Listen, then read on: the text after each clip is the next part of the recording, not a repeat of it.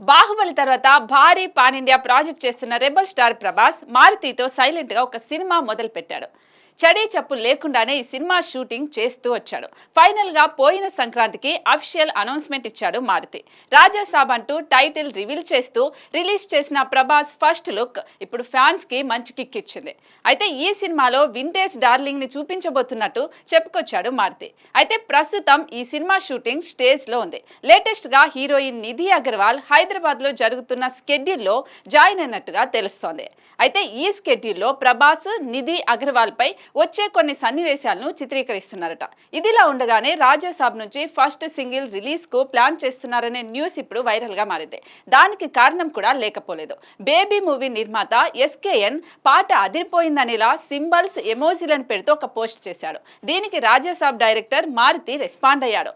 Smiley symbols తో reply ఇచ్చాడు. దీంతో ఇది రాజాసాబ్ మొదటి పాట గురించేనని, త్వరలోనే ఫస్ట్ సాంగ్ రిలీజ్ కానుందనే చర్చ మొదలైంది.